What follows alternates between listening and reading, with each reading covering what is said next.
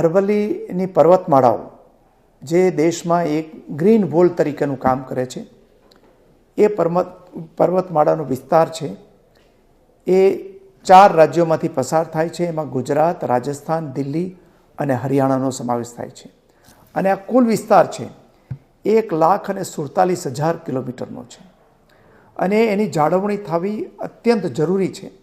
અને એને કારણે સુપ્રીમ કોર્ટે એક કમિટી નિમીને એના અહેવાલને આધારે નિર્ણય આપ્યો છે કે જે ટેકરીઓની ઊંચાઈ 100 મીટર કરતાં વધારે છે એને અરવલ્લીની પર્વતમાળાઓ તરીકે ગણના થશે. અને 2 ટેકરીઓ વચ્ચે જો 500 મીટર કરતાં વધારે વિસ્તાર હોય તો પણ એને અરવલ્લીની પર્વતમાળા તરીકે ગણના થવાની છે. પરંતુ એનું માપ છે એ જમીનના તળિયાથી લેવાનું આવશે, નહીં કે 2 ટેકરીઓની ઊંચાઈ વચ્ચેનો ડિફરન્સ. એને કારણે આ ચુકાદાને કારણે જે ટેકરીઓમાં ના આવતો હોય એવો વિસ્તાર માત્ર 2% વિસ્તાર છે. 1,47,000 ચોરસ કિલોમીટર વિસ્તારમાંથી માત્ર 2% વિસ્તાર જ આ વ્યાખ્યાની બહાર આવશે. અને એના માટે પણ ચોક્કસ પ્રકારના નિયમો નક્કી કરવામાં આવ્યા છે. અને એનો જો વ્યાપારિક પ્રવૃત્તિમાં ઉપયોગ કરવો હોય તો એમાં પણ કેટલી મંજૂરીઓ પછી નિર્ણય કરવામાં આવશે.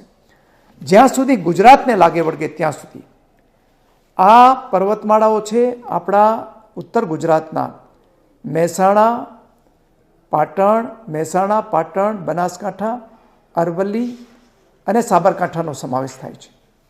અને આ જિલ્લાઓમાં આપણે ગિરિમાળા જે છે અરવલ્લીની, એમાં કોઈ પણ જગ્યાએ ખનનની કે વ્યાપારી પ્રવૃત્તિ માટેની મંજૂરી આપી નથી અને ભવિષ્યમાં આપવાના પણ નથી.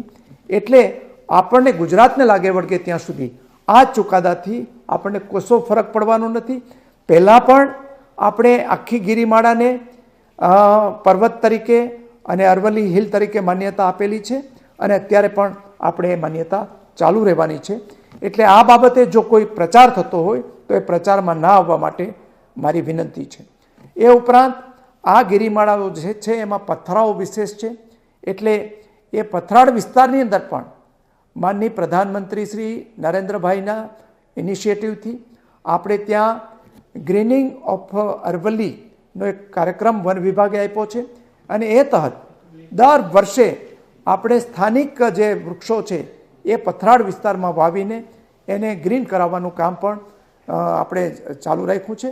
અને ગુજરાત સરકાર ભૂપેન્દ્રભાઈ પટેલની આગેવાનીની અંદર આપણી સરકાર છે એ આ પર્વતમાળાઓને જાળવવા માટે કટિબદ્ધ છે અને કટિબદ્ધ રહેવાની છે.